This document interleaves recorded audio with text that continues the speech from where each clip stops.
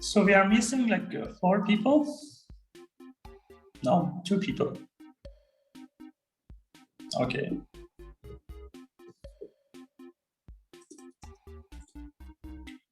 Okay, so let's start, not wasting much time here.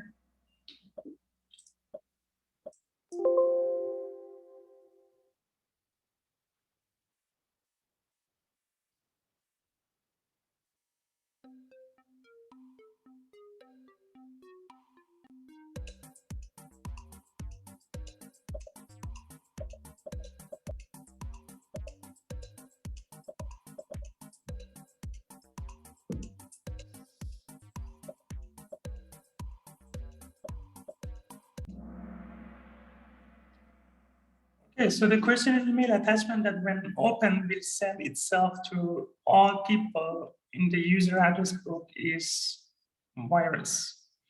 So some of you said, it's not logic bombs. Okay, I kind of understand why you confuse that, because you say, okay, there's action and there is a reaction to it, but this action is just basically opening a virus, not a certain conditions. It can be, for example, Trojan horses can be kind of the virus, okay, in some certain cases, and it's not a trapdoor. Absolutely, it's not. It's an email attachment. So the virus is the correct answer. So let's go to the next one. Some of this question you will see in the quiz too. Okay, so.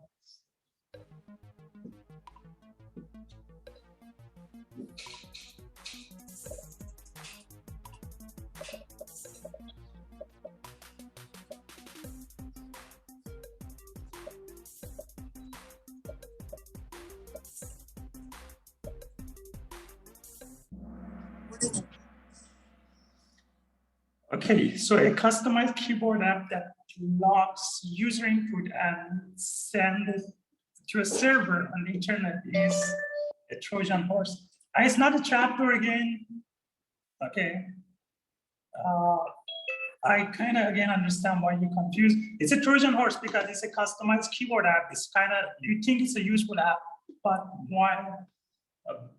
meanwhile, it does basically spying on you. So it's a Trojan horse. It's a correct answer. I mean, maybe if you wouldn't see this, then I could understand picking others. But when you see this, this is very, very obvious.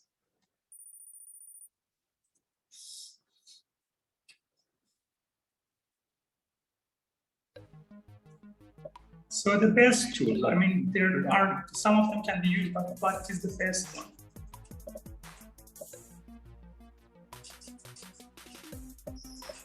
Or most easiest one, not this one.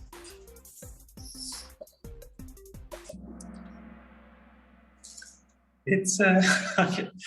This is not understand why you pick most. It kind of makes sense. You're thinking, okay, if you can have a trapdoors, you can monitor basically activities of the user based on whatever you want to do, because you have trapdoors, so it enables you to do a lot. Okay, but even when you have trapdoors, maybe later on, what you want to do, you want to put a Trojan horse on the system of that employee student to start basically spying on that. So the correct answers because of this is a Trojan horse. Of course, it's not virus. Of course, it's not logical. These two are very obviously now. Trapdoor is tricky, but Trojan horse is the best tools. But I mean, I'm open for argument if anyone wants to say why you pick the trapdoors or why you think trapdoors is the correct answer. If you have a trapdoor, wouldn't you be able to access information easily and spy on this? The trapdoors can basically give you certain access, okay, to the victim's system. But then if you want to, okay, let's say you kind of have certain access to that system, but then even if you want to start monitoring user activity, then you may want to use your trapdoors to plant a Trojan horse there, okay?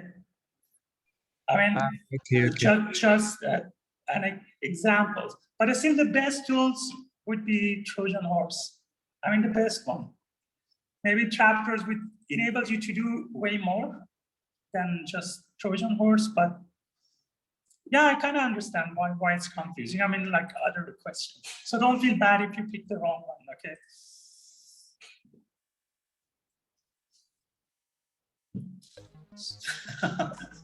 You're all like confusing question.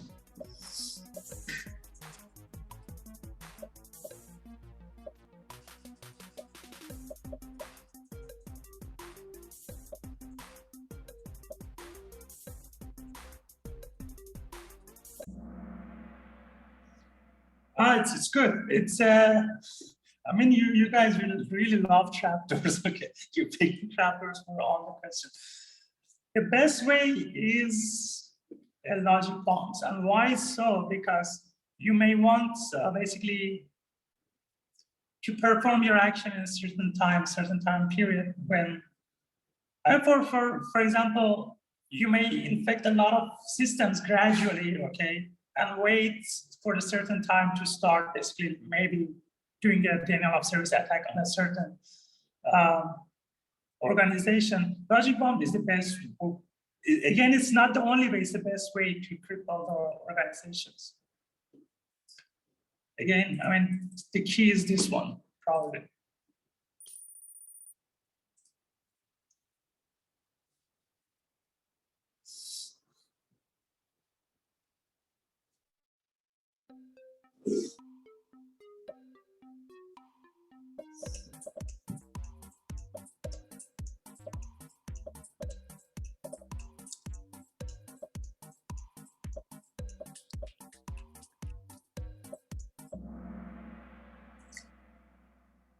Good for those that picks virus.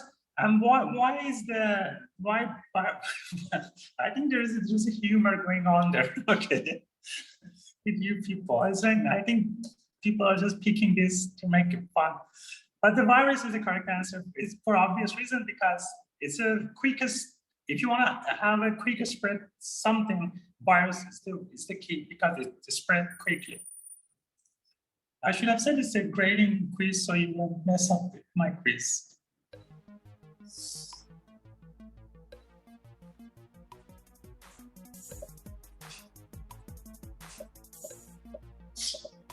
There is 2 boot sector, and it's my mistake.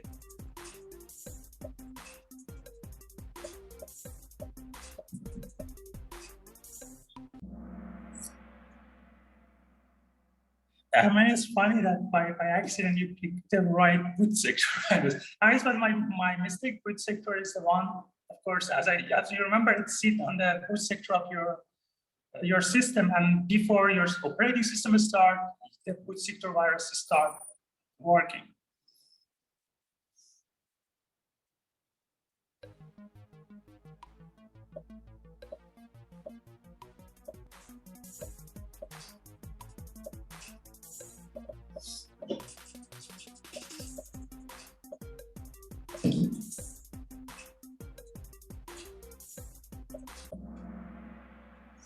Absolutely.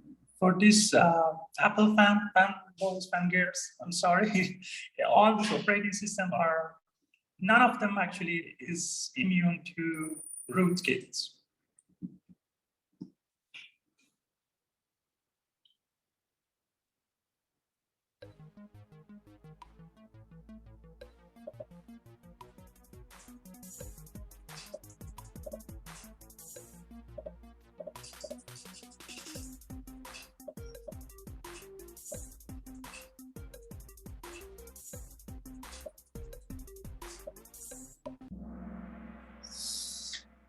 Correct. It's not spamming, because you remember you want to. It's about click fraud, because you want to do increase revenue from advertisers, and most of the online advertisers click based, so this click fraud is the correct answer.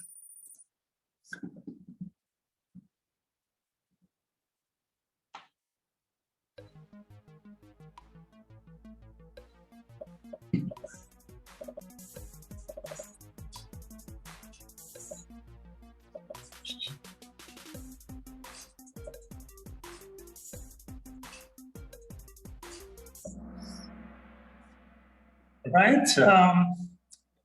For people that pick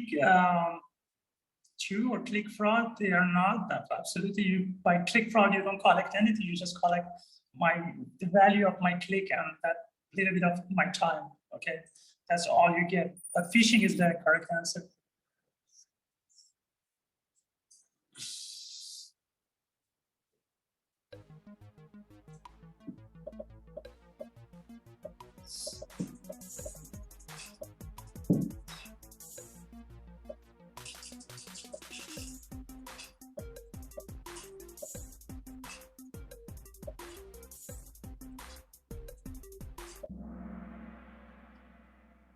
Yes, this is true. If you remember last class, we discussed the command and control that the bot master should have in order to control all these zombie computers that basically got affected. So, and I was telling you that it's not that easy that you control, okay, communication between all these bots with the command and control, with the bot master, basically. So it's much more sophisticated for the communication capabilities of bots comparing to worms and viruses. Sometimes even they don't necessarily have.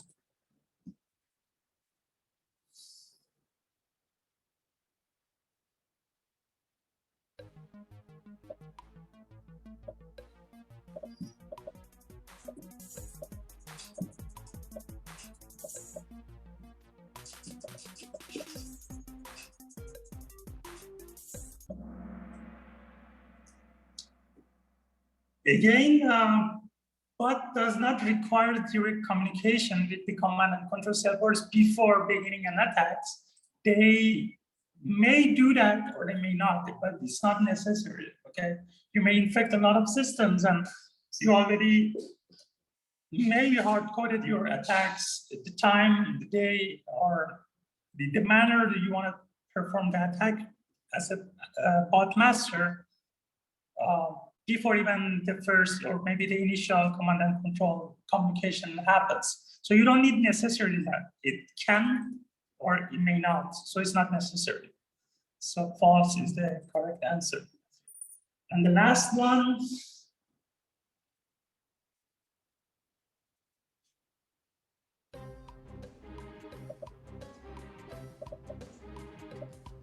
This is true.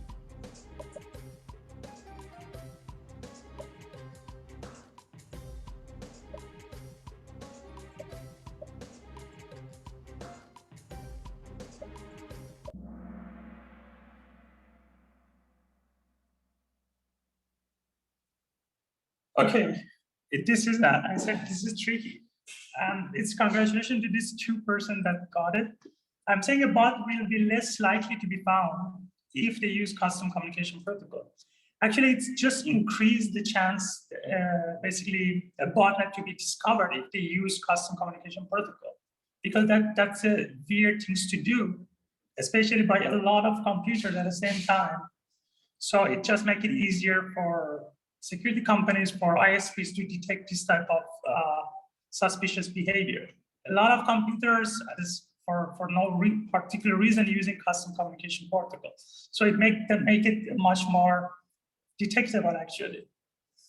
So what you want as a bot master, what they do is they try to blend with the normal traffic using normal communication protocol, blending with the normal traffic. So it would be difficult for ISPs to detect those type of basically traffic from a botnet. But if you use custom one, you will be detected. Brian, congratulations. This A016, congratulations. And Garavito. Who's Garavito? Okay. Javier Garavito, I'm sorry. Okay. Well done, guys. Congratulations. If you feel you have problem with those, go please and do a quick review on what we discussed last time so you can remember the topic.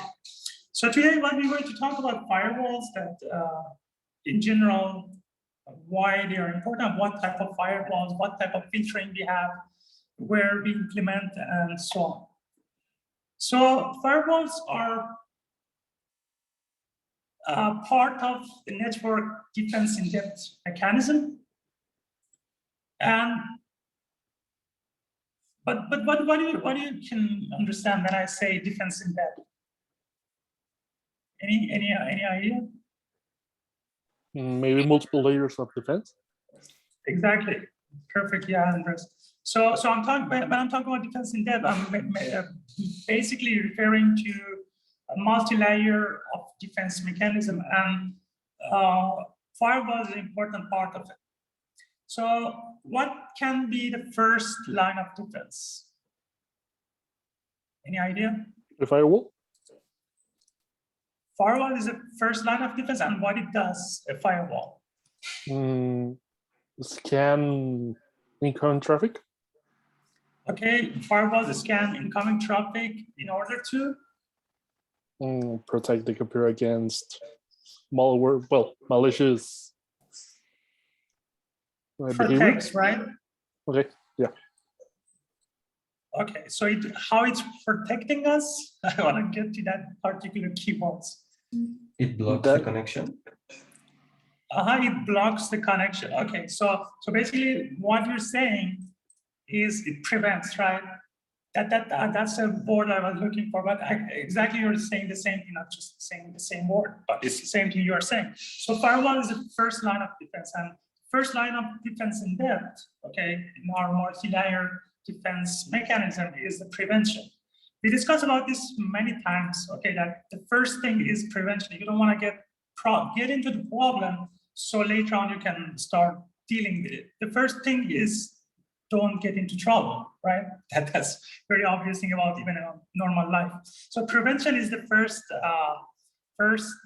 basically defense, and prevention is provided for us by the firewalls, basically, or different type of firewalls we can have.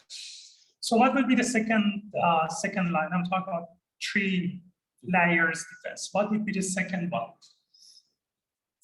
If basically what I'm saying, if there was a leakage in your firewall and some of the problem got into, so what do you need to do next?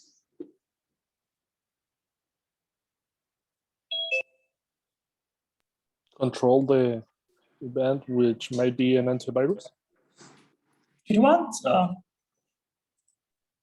maybe an antivirus to control the damage. exactly. And what an antivirus does in our system? Manages the file, but I'm looking for the word too, but yeah, but you're absolutely right. Okay, so you said to control the damage, right? So basically what it does, basically it does a detection, right? So we discussed again about this. I said first thing you want to do is you want to prevent the problem, okay? The second thing you want to do, you want to detect it. I mean, you don't want whatever data leak, security breach in your system, a virus into your system, be presented without being detected. That's the worst thing possible. I mean, of course, you try to prevent it, but anyway, there are certain security holes in our defenses always. Okay, you remember we said you never can eliminate all the security issues. You can make them hard to happen, but by prevention mechanism or whatsoever, many things. But after that, if it happens, you want to be able to detect it. And after you detect, then you want to basically survive it, right? So prevent it, but if it happens, make sure that you are able to detect it and then take some measures to survive from it. Basically, solve the issues, patch the software, I don't know, make the problems go away. Okay, that's what I mean by surviving. And firewalls is basically, obviously, it's prevention. It's in the prevention part in our defense in depth. So firewall does the prevention. So it's of course it's most widely deployed prevention mechanism in our network. Okay. So in order to talk about it, let's talk about how to say an enterprise network, any type of enterprise network do you want to imagine? Let's talk about, for example, bank, a financial enterprise. And in network, a high, basically abstract look at the network can be something like this. We have certain trusted network, okay? For example, talking about, or like some intranet, some small local network. For example, talking about a financial institution or something like a bank, this can be, for example, where they have their internal servers that manage the internal communications, where they manage transactions, okay, in their internal servers. So this is the trusted part of the network. And of course, the trusted part of the network should have certain protections, right?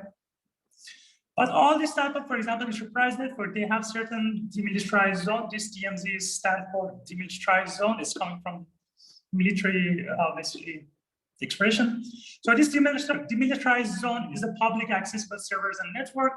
Talking again about the financial institution, this can be, for example, their public website, where all the public can see information, can sign in, right? Can access to certain information, right? So this is basically a publicly accessible service and network. But I'm talking about the same enterprise network. So, for example, talking about bank, there can be a bank has a lot of branches, right? It's not just one bank, one branches. So it's have a lot of branches and different, basically there are different employees working in different branches, and those employees are actually, all of them are trusted users, but not all of them are located in our actual trusted part of the network. I mean, it's not the only part of the network. So we have trusted network, maybe certain trusted users that have access directly to this trusted network inside that branch. Again, we have another trusted network, okay? And there are certain trusted users that directly have access to that, but not all of them have direct access to all the trusted network.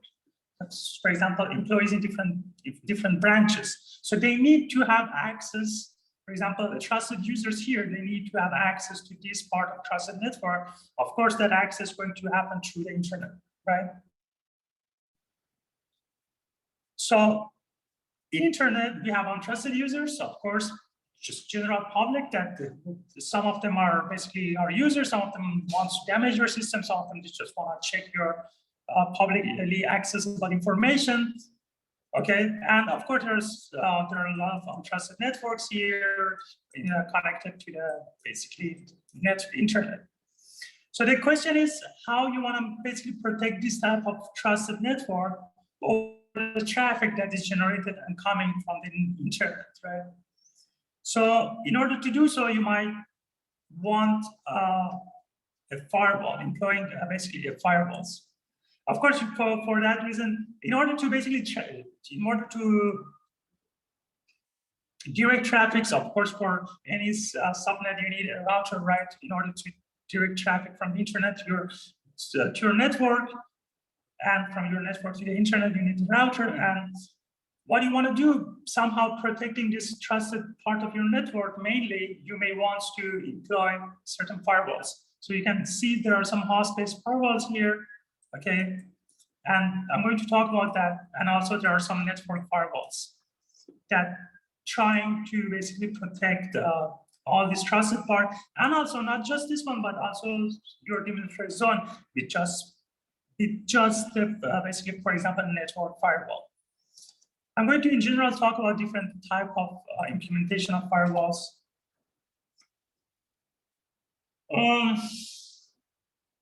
So what is the design goal for firewalls?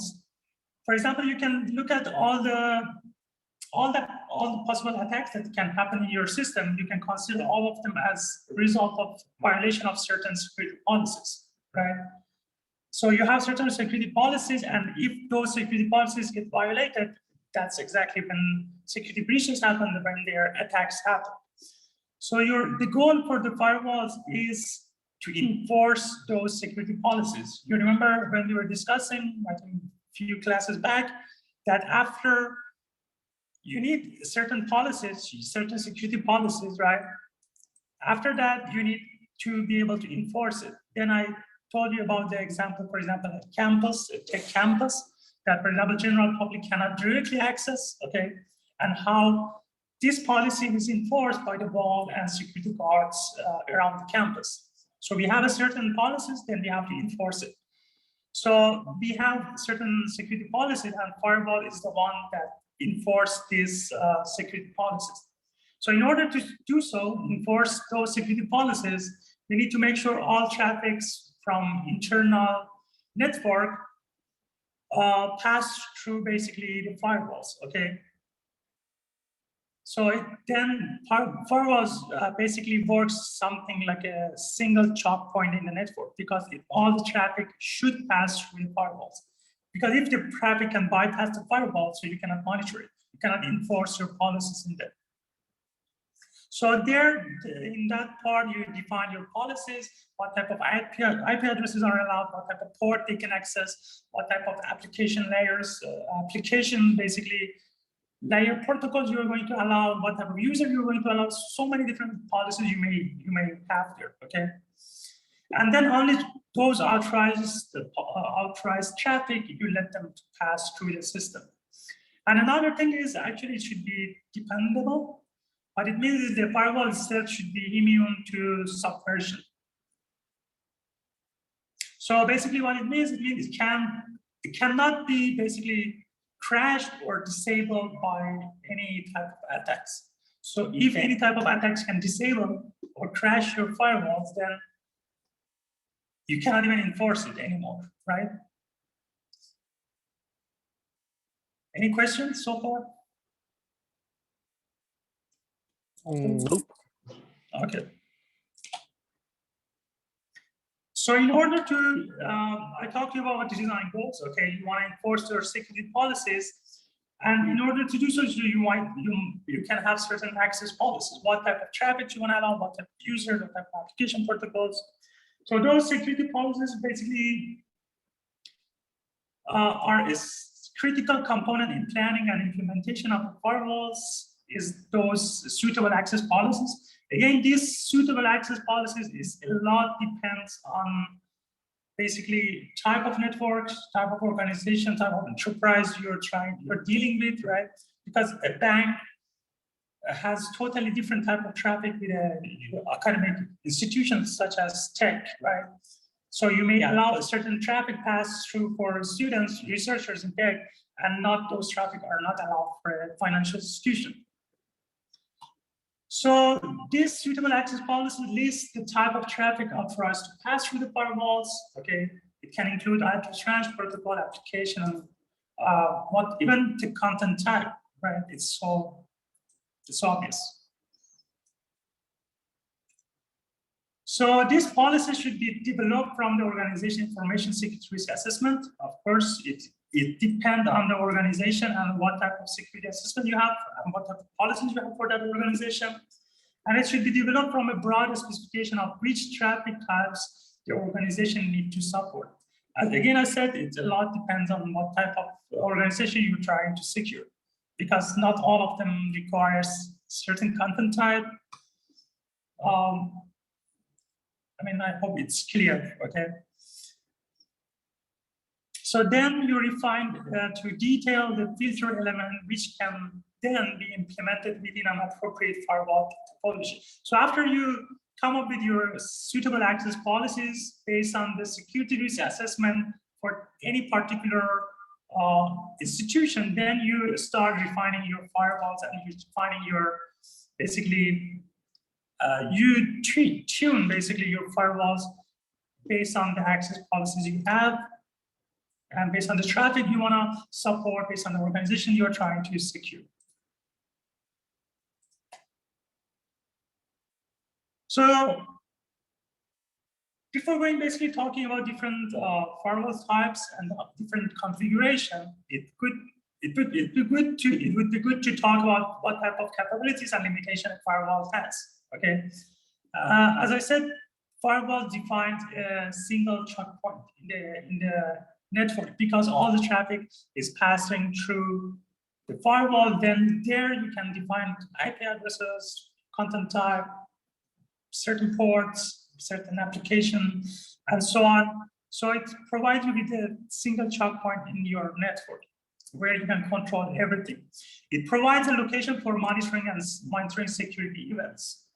So it allows you to do audits in your traffic, okay, and learn about what's going on in your system, and even you can generate some alarms that, for certain type of basically firewall system, certain type of events, because again, it's a single checkpoint and all traffic pass through it, so you can audit it, you can monitor it, and make sure everything's fine. And it's a convenient platform for several internet functions that are not security related. So this can be seen like a network address translator, your NAT, okay, which maps your local address to the internet address. Well, as I think network 1 and 2, and you know that. But it has certain limitations, so it cannot protect against attacks by passing firewalls. For example, if you have certain valid traffic that can bypass through firewalls, after that, firewalls, of course, cannot do anything, and it's obvious, okay? If any type of traffic can bypass firewall, then firewalls from that point is useless, basically, all the traffic that's passing through. So it may not be protected fully against internal threats. Of course, this is again so obvious because of course, even in your internal network, you can have, for example, host-based firewall that's sitting on each individual host, or even personal firewall that's sitting in each individual system, computers. But still, it may not protect fully against internal threats because it may not scan all those properly. So improperly secured wireless LAN can be accessed from outside the organization. Yes, I mean, again, this is very kind of obvious, okay, because if you improperly set your wireless LAN, you don't have certain, for example, you have just, you just protect your LAN, but not your wireless network. So again, something obvious.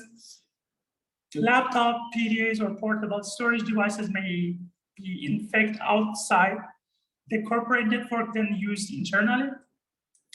This is very common case actually when we're talking about some of the major problems with some major companies or countries even. For example, Stuxnet that I was telling you about. I give a lot of examples about Stuxnet because I read a lot about it because it happens for my country actually. So for example, Stuxnet happened exactly like this, from the laptops and portable devices that was infected outside, totally outside the network. You carry inside your network, your laptop, you connect it to the internal network, and that's where problem can start. Of course, firewall cannot protect this type of thing because your traffic or the problem is basically carried and bypassed the firewall physically inside the network. So these are certain limitations wireless can have. So, of course, the main mechanism in firewall is traffic filtering. That's the main basically usage or mechanism of the firewalls, and that's how it provides us with the security because it filters traffic. So each single individual packet is checked, and then if it fit our security policy, it can pass through. And inbound and outbound traffic get monitored, okay, when a policy check. It's not always about outbound traffic, or inbound traffic, the traffic that comes from outside to inside. But in certain cases, you can filter your traffic from the inside the network to the outside of the network. So imagine we have internal protected network, okay, that's enterprise network. We have firewall that basically does traffic filtering, and we have external or untrusted network. So traffic can be basically monitored both ways, from outside untrusted network to our internal network, and from internal network to outside network. So firewall's access policy can use certain characteristics, okay? Because now you want to try to define access policy and what type of traffic to allow. By access policy, the traffic access policy, right? What type of traffic you're going to allow. So you can define that based on different things. For example, the different characteristics of those traffic, for example, IP address and protocol value, okay? So for example, you want this type of filtering is used by packet filters and stateful inspection. I'm going to talk about a stateful inspection, what I mean. Basically, stateful inspection, it means, in one sentence, it means this type of firewalls take care of the state of the connection as well, not just looking at each individual packets, but if this connection is established connection or is a new connection. And it typically used to limit access to specific services. So what I'm saying here, for example, you want to define certain IP range that only can access your network, or certain, for example, you say this IP range, only this, for example, this particular port, or this IP range and this type of protocol only can access. Or it can be based on the application protocol. This type of filtering is used by an application level gateway. And I'm going to talk about this. Application level gateway is basically application level firewalls. If you remember the network stack, so you can look at all those characteristics between two different, basically computer that communicating with each other, and you know each network stack, each layers communicate with their peer layer. So you can basically look at all the, for example, application layer, or you can look at the network layer. For example, you can look at IP address in the network layer, or you can look at application protocols in application layers. You can basically filter by all those characters, or it can be based on user identity. Typically, it's used for inside users who are identify themselves using some form of secure authentication technologies, obviously, or it can be based on network activity that control access based on considerations such as the time or request rate of rate of request, or other activity pattern. So all those characteristics that network traffic can have, you can define your access policies based on those. Is it clear? Any question?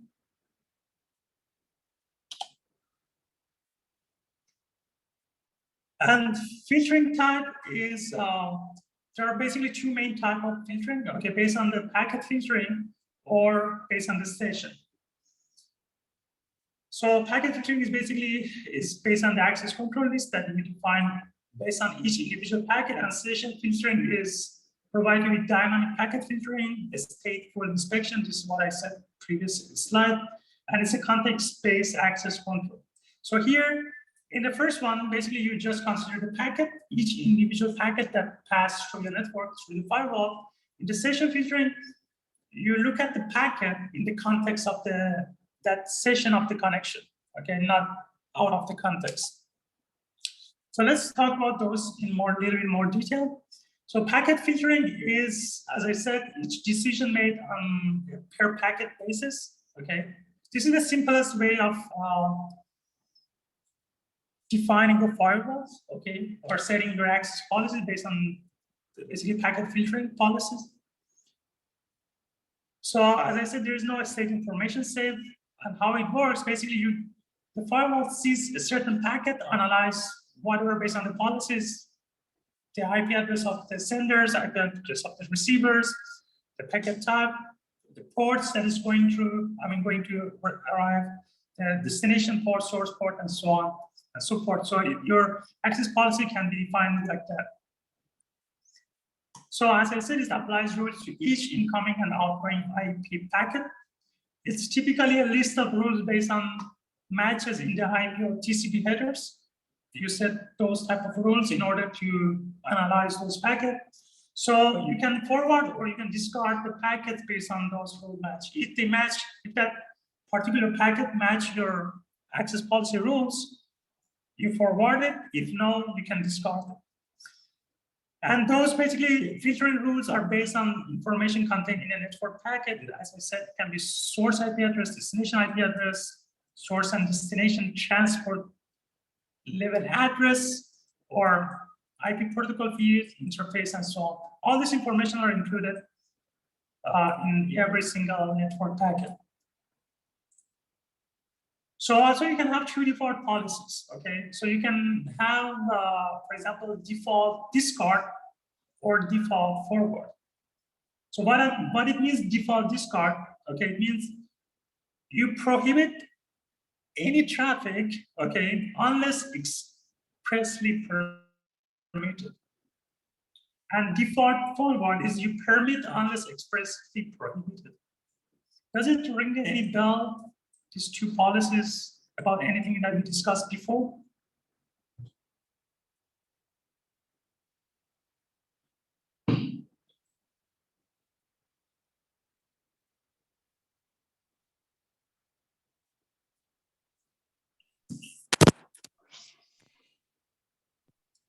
Does it ring any bell? Does it remind you of anything?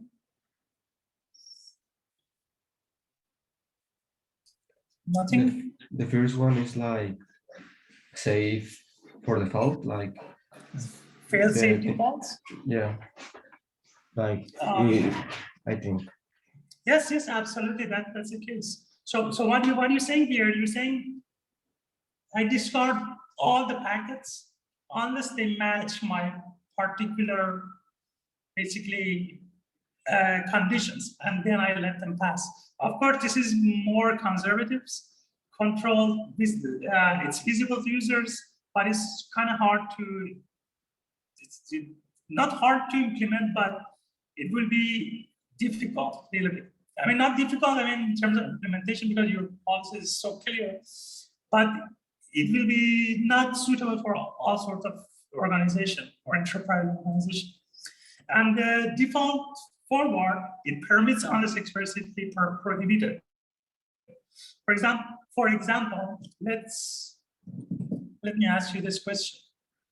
Imagine you have a financial institution, okay? A bank. Let's talk about a bank, okay? I'm not saying that's the case, okay? I'm confused. I'm just trying to make some example. If you have a bank, which particular policies you may want to follow? Imagine a bank and a university. Okay, you have these two organizations. Which one you go for the bank, which one you go for the university? But you go to the Discord, right? Both goes through the Discord? What is the discard for the bank and the forward to the university? And why that is, Emilio? Can you elaborate? Yes, because a bank, like, it's like the discard, from what I see, it's like you have like a better control and it's more secure. And the forward is like the other way around. It's like less secure. And in a bank, you need more security than in a university. Okay, I totally understand. For bank, you choose the default discard because you say bank is what they want to do in the bank. They just do the transaction, right? It's just about money, and you just a transaction. You don't deal with, let's say, any sort of other type of traffic, right? So, but why you didn't pick a discard for a university, which you said is more secure? Well, it mainly depends on like what you need to do on the university. Because for example,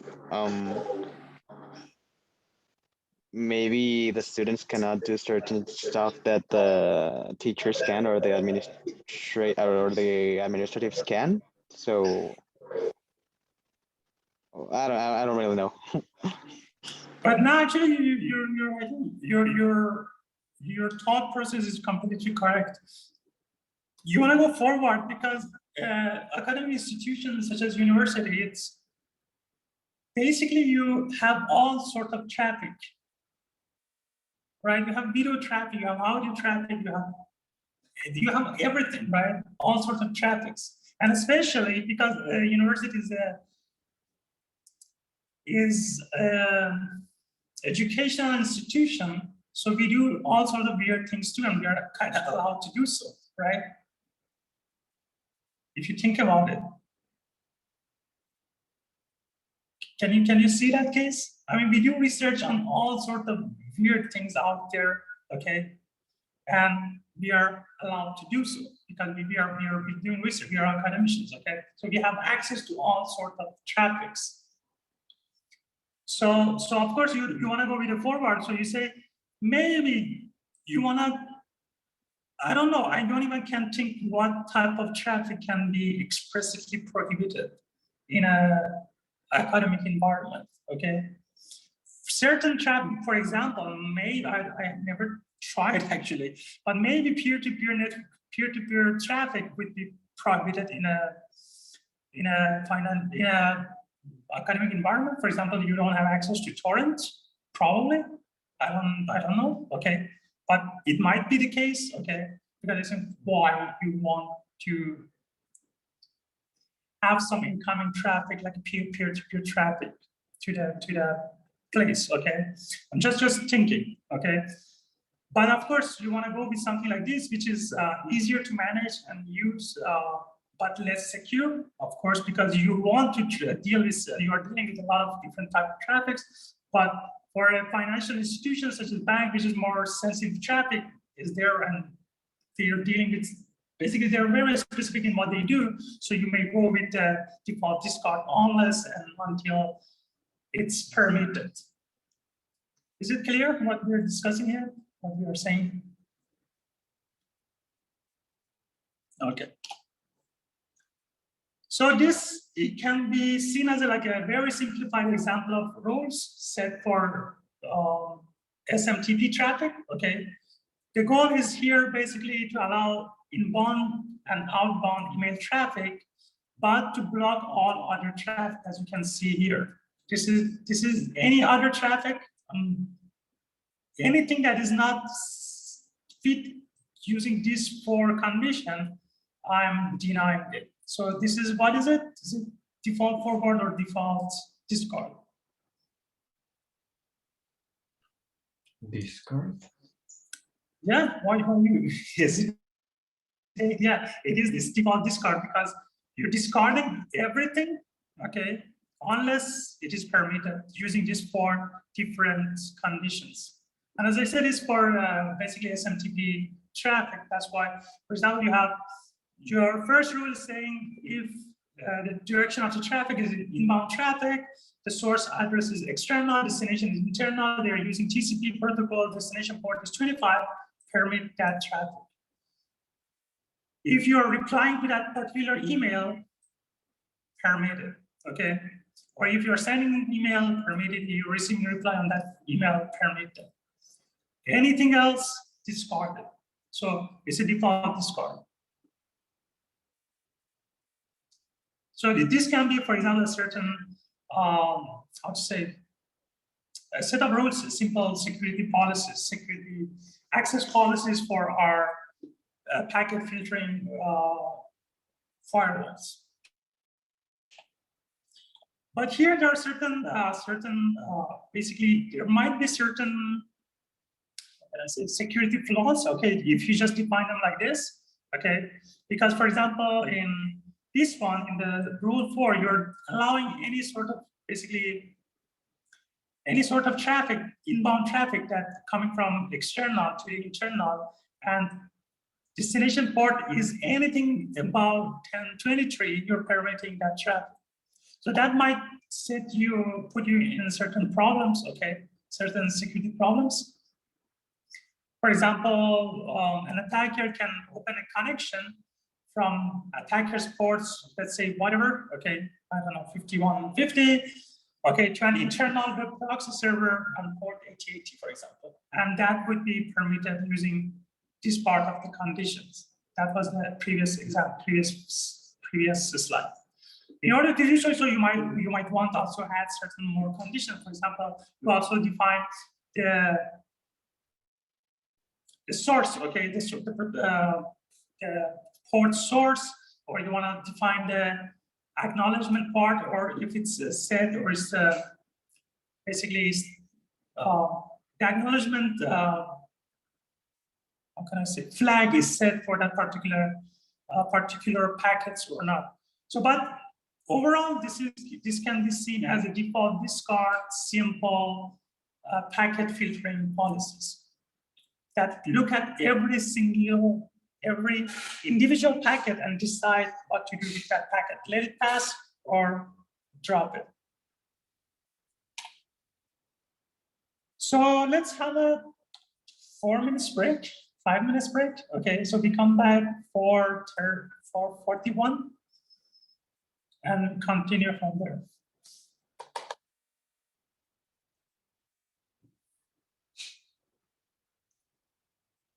So try to be here by 4:40 so we can continue.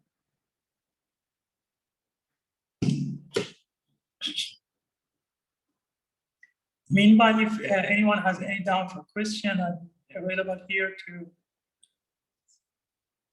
answer that question.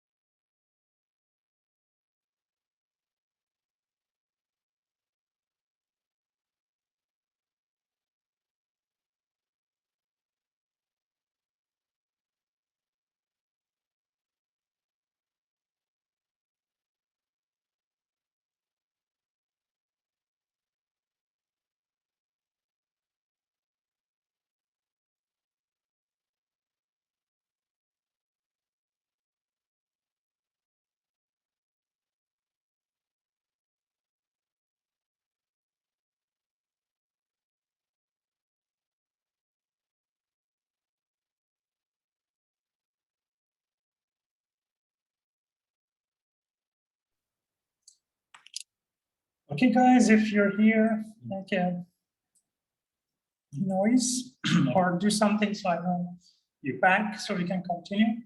Or you can turn on your camera if you're feeling so.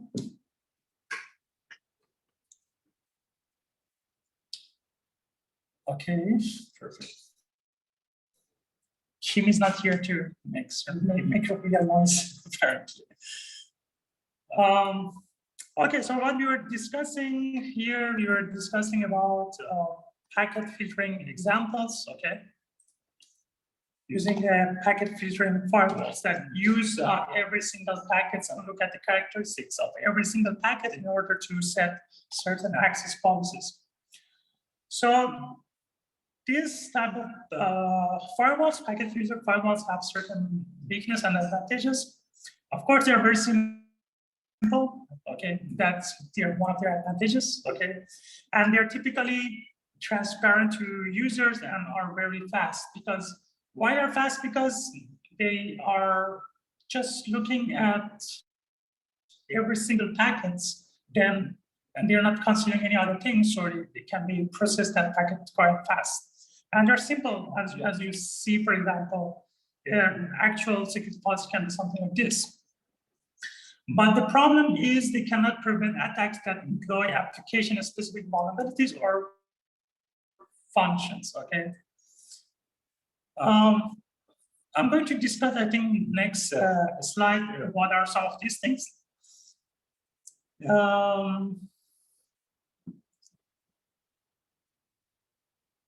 So they have limited logging functionality. So the logging functionality, if you remember, I said you may want to use that logging functionality because firewall is a single choke point and all traffic passes through it. So you can log all the activities, right? All the traffic, then you can analyze it in order to understand what's going on in your network.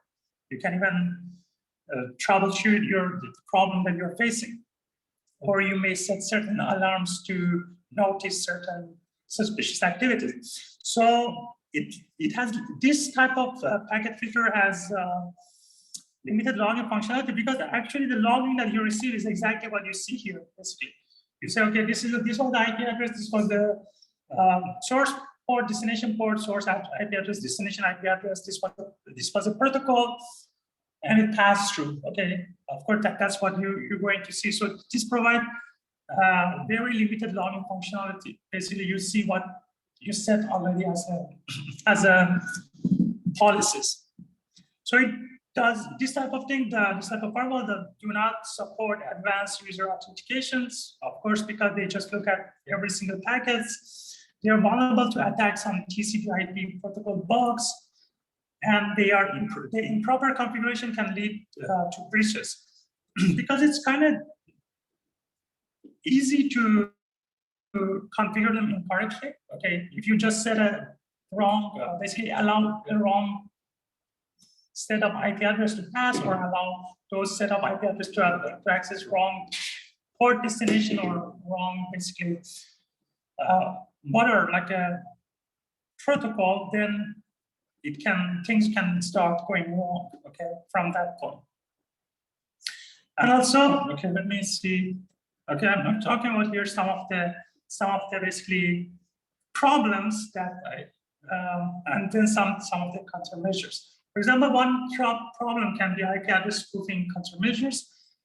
IP address is spoofing, not its countermeasures. No. But what is IP address spoofing in this type of firewalls is basically the attackers may start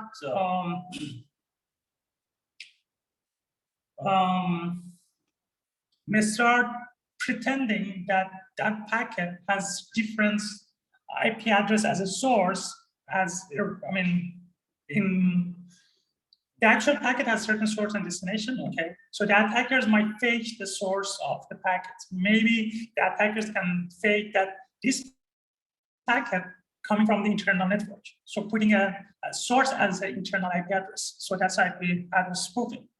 Okay, though the packet's coming from your outbound, but your firewall is going to see that as a kind of basically by internal IP address. So the countermeasure to that is discard packet with an inside source address if the packet arrives on an external interface. So it's very obvious. The countermeasure is very obvious and sensible. It's like I say, discard all the packet that coming from the external interface, okay? So basically what I know is like they are obviously external traffic, okay? But they have inside source address. So I mean, of course, if you think about it, you know this type of thing is IP spoofing. the packet is coming from outside network in your external interface, but has inside source address. Of course, it cannot have inside source address and come to your external interface. So you may want to discard all these packets because this is a sign of IP address spoofing.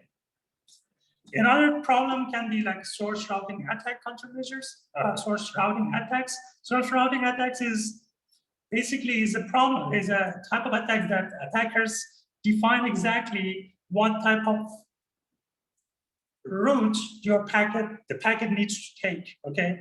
For example, go from this one to there, or there to there, okay? I'm defining exact routes because maybe I have certain information about the network and I want to avoid being detected or avoid certain troubles, so I want to take exact routes, okay?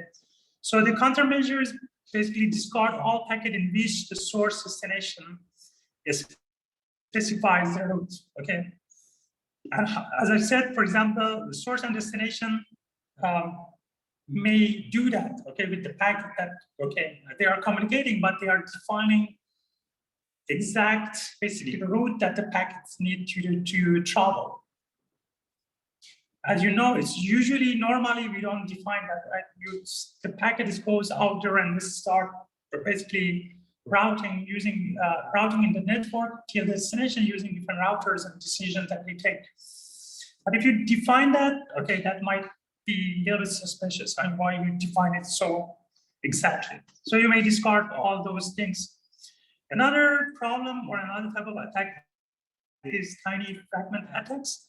This type of attack is where attackers start breaking up big packets into smaller chunks, okay?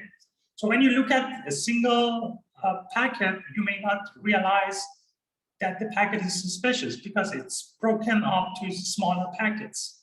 So when all those small piece of packet arrive to destination, they become basically actually the complete packets. And I'm simplifying it, but that's how it works, okay? So because you break that out, so it won't be detected that the packet is suspicious. So the countermeasures enforce a rule that the first fragment of a packet must contain a predefined minimum amount of transport header. So basically in the attack, so you break that up. So for example, first chunk of the packet you send it, then second, third, fourth, fifth, okay? So because the first chunk does not have all the information, so this type of packet filtering firewalls may not be able to stop that because it doesn't have all the information. So the countermeasure is to enforce that the first part, okay, the first fragment should have certain minimum amount of transport header. So it should have certain amount of information in order for me to let it pass. So those were packet filters that you just consider every single packet. As I said, there is another one, the stateful inspection firewalls, okay, where you have also consider and look at the state information, state of the connections. If they can have an established connection with a destination source destination, and they are exchanging basically traffic through that established connection, let's say TCP connection or not. So you don't just look at the packet, but you basically look at the context of the packet. So this particular packet is coming in this context, okay? So that's the basic idea. So this type of a stateful inspection firewall, they tighten rules for TCP traffic by creating a directory of TCP connections. So there is an entry for each currently established connection. So you look at those currently established connections because that's the context of the communication happening in that particular context. And packet filters will allow incoming traffic to high number ports only for those packets that fit the profile of one of the entries in this directory of established connection. So if the packet's coming for one of these established connections, so you may allow that for high number ports, and you'll be kind of safe because you know this is the established connection. And you can review packet information, but also it reviews the packet information, but also records information about TCP connection. That's how it keeps this directory of TCP connection. So it keeps tracks of TCP sequence number to prevent attacks that depend on the sequence number. It inspects data for protocol like FTP, IM, and SIP is common. So in basic word, in simple sentence, stateful inspection firewalls, they keep a directory of active and established TCP connections, and then they look at every single packet in the context of those TCP connections. If the packet coming for established connection in this directory, then you may allow that packet to pass and access higher number of ports. So a simple example of basically connection table can be something like this. Okay, for active connection, you have source address, you have source port, destination address, destination port, and the connection is established. Okay, so you have this type of directory of established TCP connections. Then you may look at those packets if they are coming for this established connection or not. This between this source address and this destination, for example. Is that the port forwarding, or what is called port forwarding? Which one? Is this port forwarding? No, this is a stateful firewall. Oh, okay. So the other one is packet filter. I don't filter. Last one I was talking about packet filter, and what I show you in this one, I show this is the policy. This is the access policies. Okay, for each single individual packet. And then I talked to you about the stateful inspection firewalls that they take care of the TCP basically the connection state, okay? And they have a directory of basically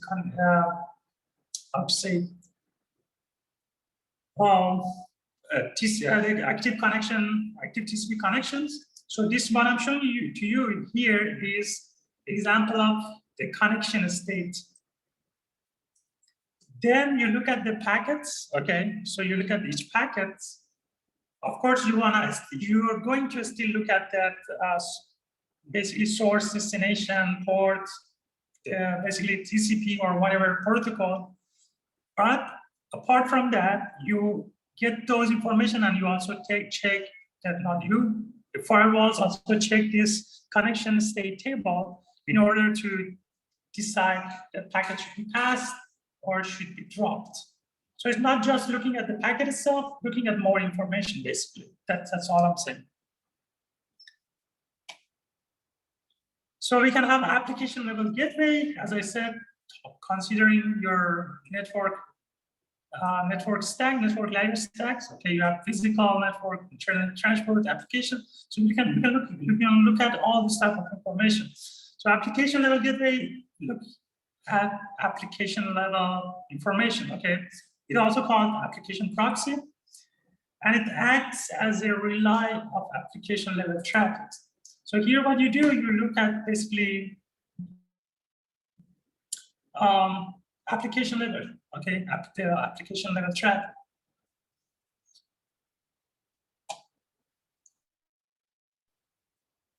So here you see basically how it works an application level traffic, okay?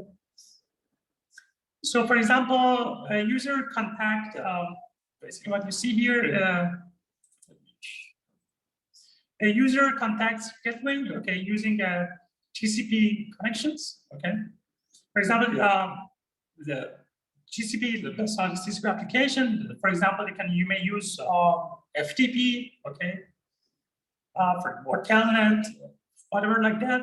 And then the gateway, okay, ask the user for example, the name of the remote host that the user is trying to access, okay? So the gateway requests the name of that the remote host that the user is trying to access, then the user specifies a valid authentication information for the gateway. Okay, for example, using user ID authentication information, and then the gateway does, the gateway contacts the application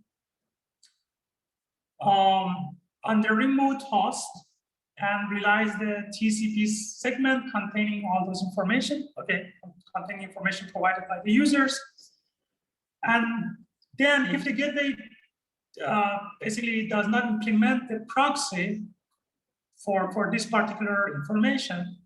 Okay, so the service may be not granted. Okay, so basically, as I said, users using specification, let's say FTP ask the gateway reply back by asking certain authentication information from the users. User reply those information, gateway pass that to remote host. Okay, and the remote host check those. If it's not allowed, basically, if the proxy code is not implemented, then the service is not supported for this particular users. So the traffic will be filtered, basically. So as you can see, this is happening not in the network layer, not looking at an IP address, not looking at port, destination port, source port, but looking at the information from the application layer.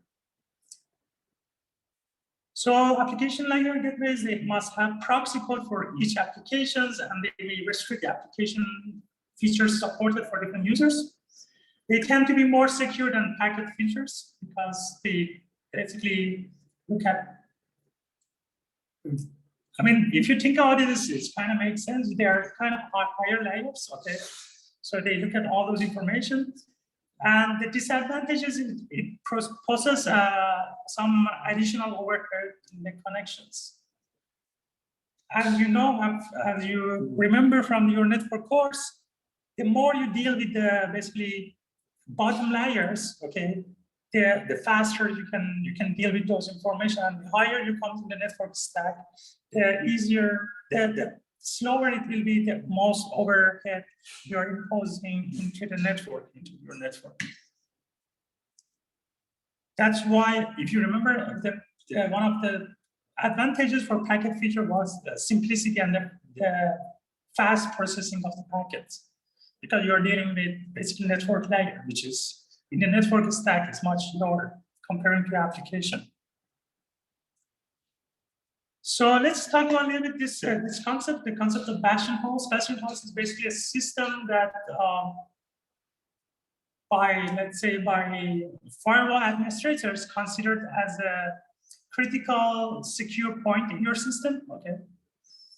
And it's a critically strong point in your system. And usually the bastion host serves as a platform for the application level or for application level firewalls, and you implement it there. So there's certain common characteristics with this bastion host. They run a certain secure operating system for the firewalls. Okay, I'm not talking about operating system as a trusted computing base, but that OS for the firewalls. So they use that, and they only implement essential services in the bastion host. And if you remember from our TCP class, the simpler, the most light version you get, you keep your OS, the most secure it will be, okay? So for example, if you can have only essential services, of course, it will be lighter version, it will be much more secure because it will be less complicated to make it secure. So those bastion hosts have this type of OS. And they may require user authentication to a proxy or host. Each proxy can restrict features or host access. Each proxy is small, simple, check for security. Each proxy is independent, non-privileged, and they limited disk use, hence read-only codes. I mean, basically, this part might confuse you. Simply bastion host is that a strong, critical, strong point in your network, okay?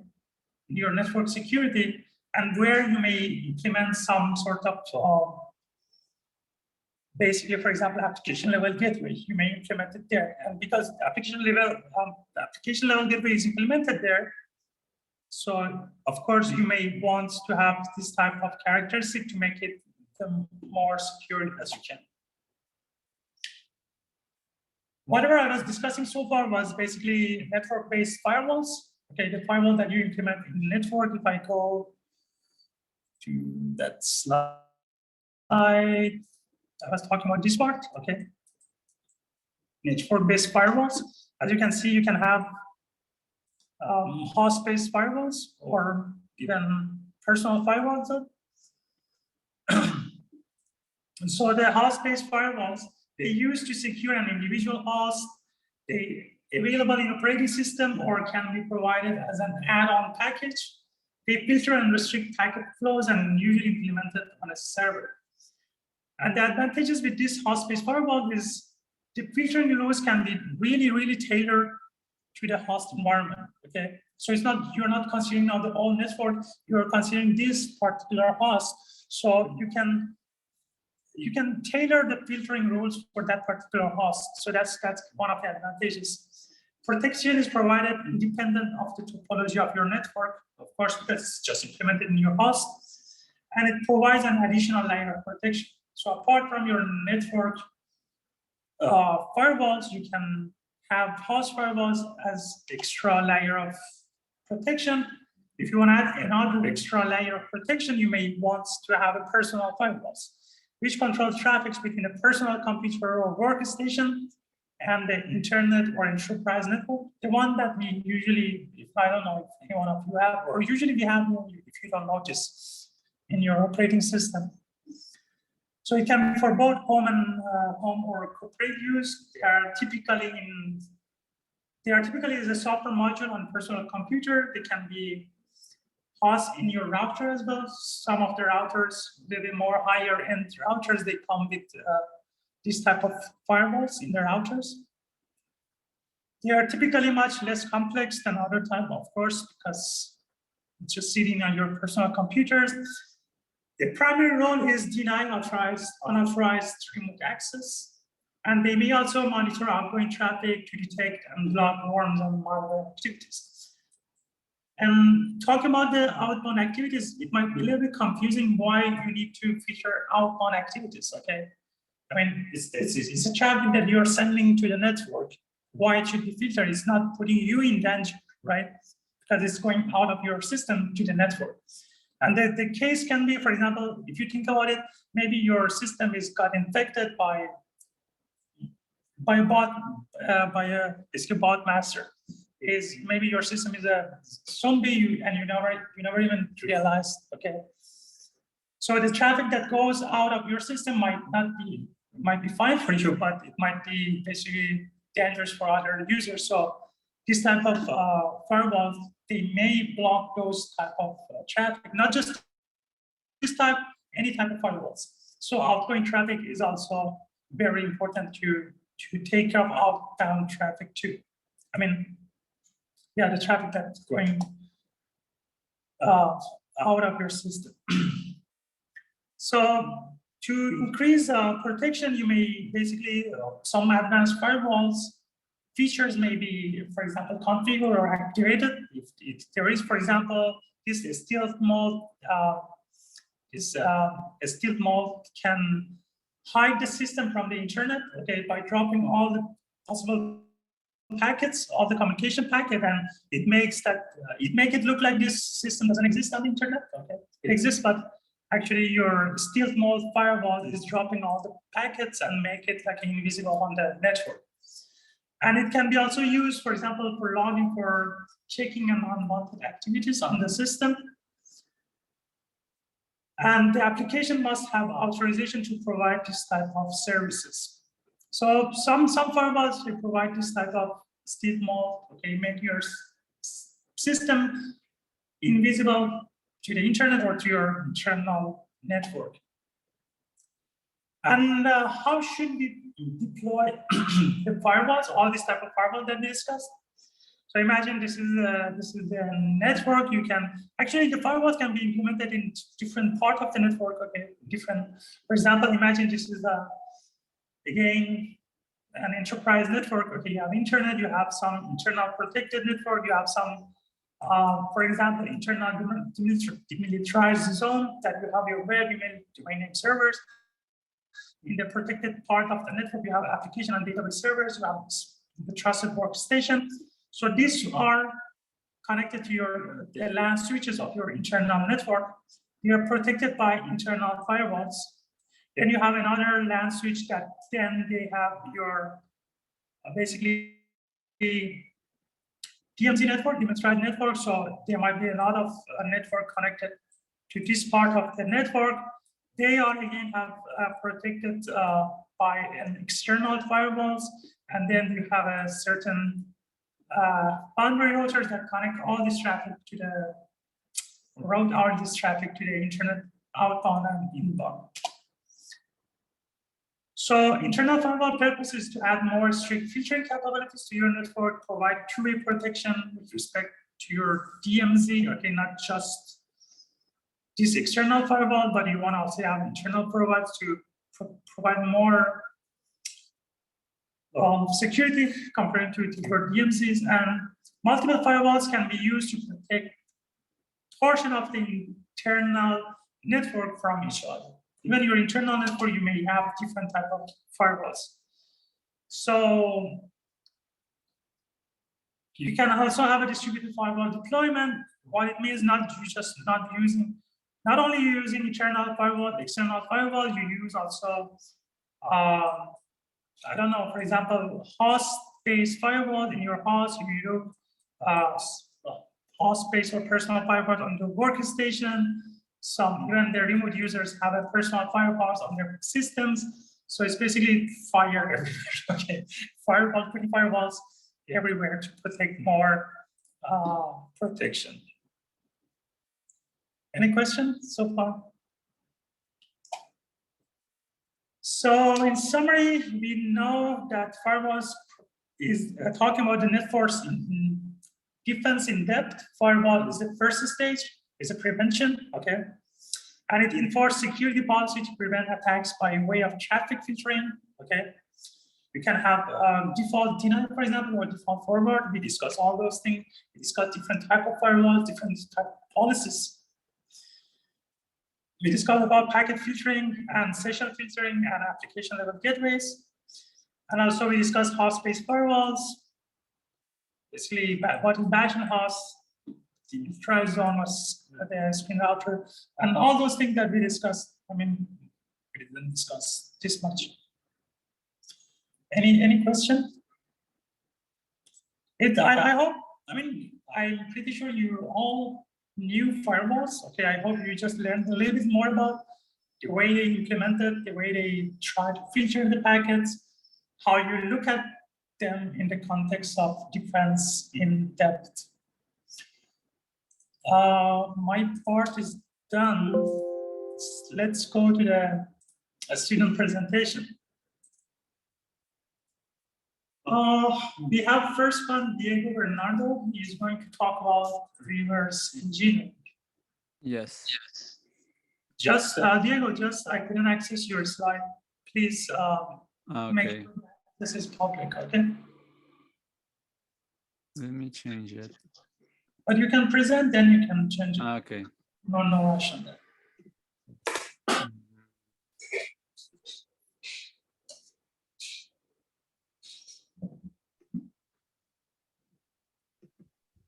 Can you see? Yes. Okay, so I'm going to talk about reverse engineering, mostly specifically in software, because, well, first let's see the definition.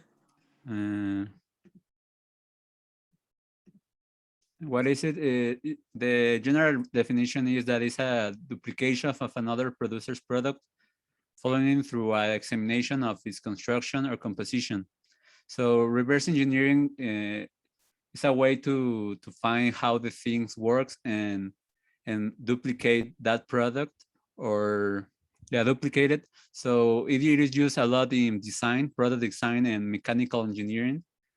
And for example, pieces for some machine, you don't have the design, the blueprint. So with the product itself, you try to find a way to redesign it and recreate it. Also, the reverse engineering is used in chemistry, in biology, but specifically in software, there are two types of reverse engineering: is design recovery and redocumentation. So design recovery is when you want to access the source code, but the high level software denies you the access. So you try to breach and get access to the source code so you can use it. And redocumentation is when the the source code is not available in any way or form. So you try to recreate it to recreate the source code to the best of your capabilities, so it can be like a duplicate of the product or the software. And it's very similar to the methods of black box and white box. When the black box is when you don't know anything of the internal, so you play with the outputs and inputs, so you try to figure out how it works. Or when you only with the white box, you only can play with the internals, and you can figure out what it does. And for example, a good this is the process of reverse engineering. You determine the design purpose, you observe how it works, you disassemble or formulate, then analyze, report, redesign, and all of these go to the documentation, so you can progress to find a better version closer to the product. A really good example is with when you try the community that tries to jailbreak video game consoles. Like a very good example is Sony, that has a really different architecture than Xbox. Xbox is really close to a normal computer, so it's really easy to jailbreak. However, Sony is very private with their software and hardware. So with the years, the community they have a very slow process in order to breach and get every part of the source code in order to have like a jailbreak, so they can, I don't know, use the PlayStation 4 to simulate PlayStation 2 games or homebrew, whatever they want. So there's a very good example of design recovery when you don't know what is inside, but you can gain access to the source code. And I didn't find an example of like more like a redocumentation when you don't have anything on the source code, so you try to recreate from the ground, from zero.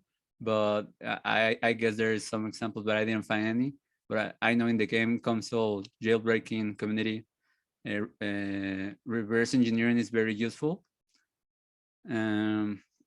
So a lot of the tools used in reverse engineering is disassemblers.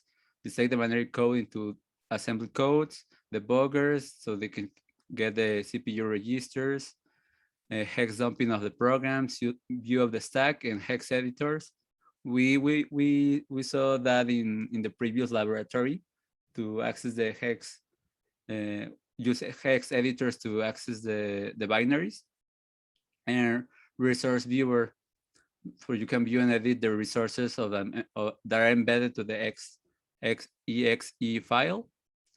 So there I think it was very interesting because reverse engineering is just like it like how to say, it's positive and negative, because it can be used in, for example, the software developer don't have the source code, but they want to implement a new feature into the existing software, so they use it so they can find a way to add it. Or also in software testing, it aids to understand better viral or malware code. And in the third one is software security, is used to ensure the system lacks on any major security flaws or vulnerability. So it helps makes the system more robust and protecting it. A really good example is the PlayStation 4. They jailbreak it like in 2015, and then Sony, since the hackers show how they did it to the community, Sony gets all the code and makes a new framework that protects that vulnerabilities, and they like have this like kind of battle through the years until Sony doesn't update more the software, and the PlayStation is free of use. So there's a good example how the hackers make the software better and more secure. So yeah, that's everything. Okay, thank you so much, Diego. Pretty interesting for me, at least. Anyone, any question?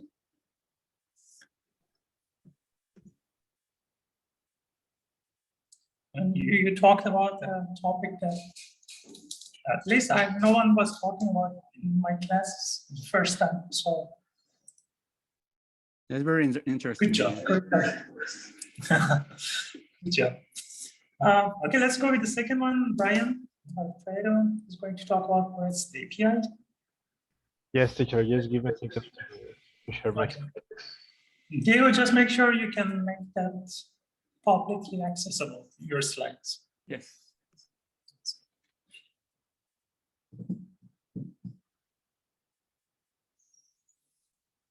Okay.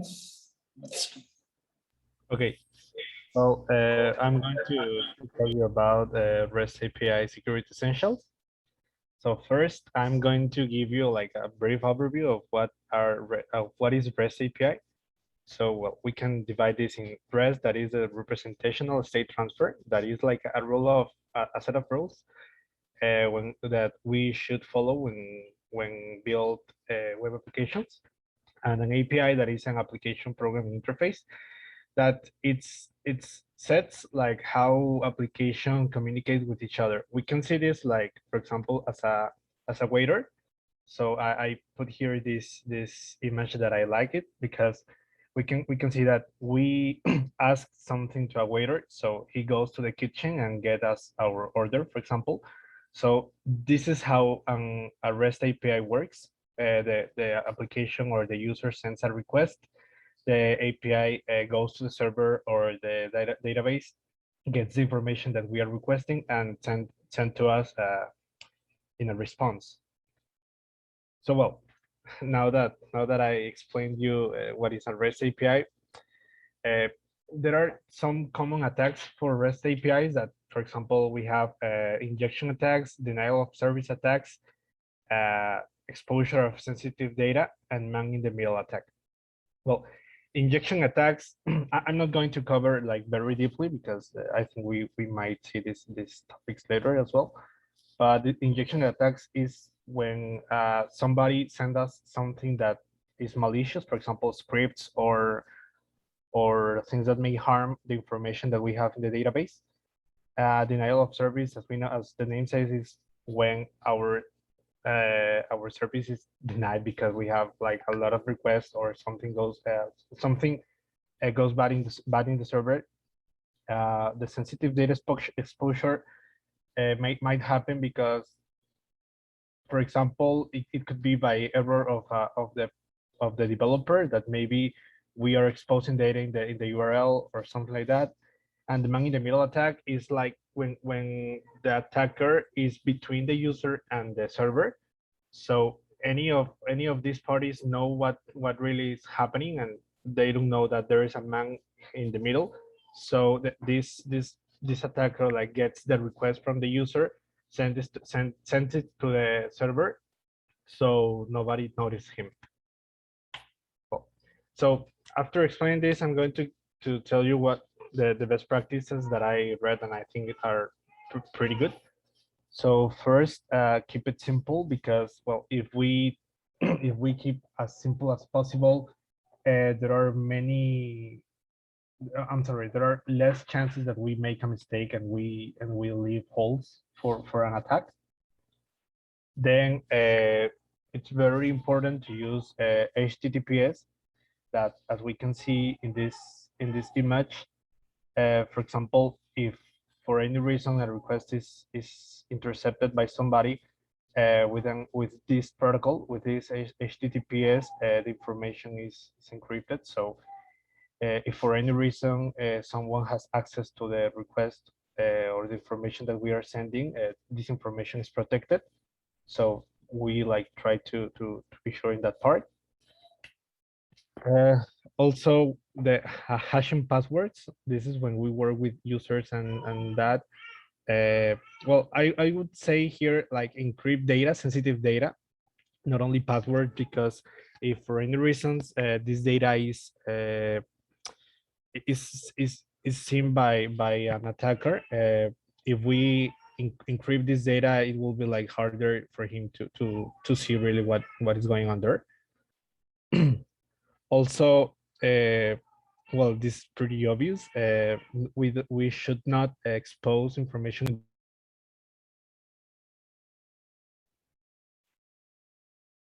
So, for example, here we see like in this URL, we are sending the API key. So this is, we should not do this, never.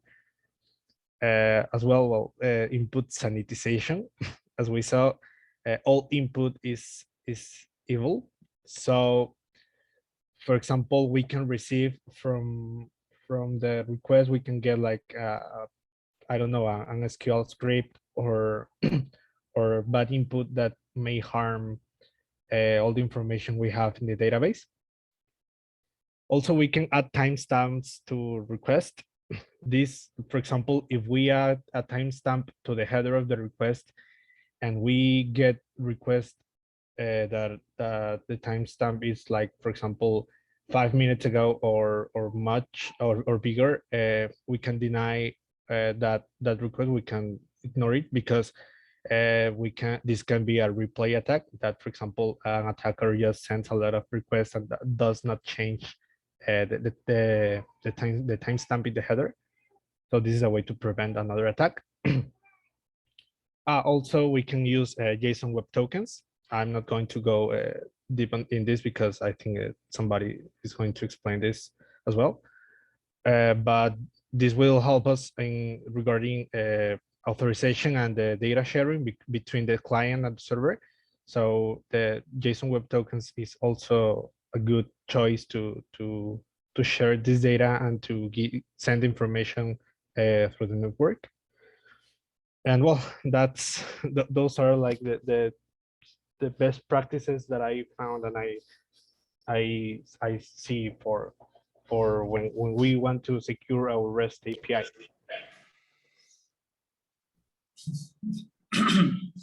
Thank you so much, Brian. Any question? Okay. Thank you, Brian. You can stop sharing. When you put that slide, input sanitization, it's like I remember my face. It's all the inputs are good. Okay, if you're done, see you next Thursday. Okay, so next Thursday, that's coming basically. Thursday we have class 3:30, 5:30, and don't forget the class summaries. Don't forget the pre-eco. If you haven't filled up, it would be great if you can fill that up. And yeah, that's it. Take care, guys. Stay safe. Okay. Thanks, teacher. You too. Thanks, teacher. Teacher. Bye. Bye, teacher.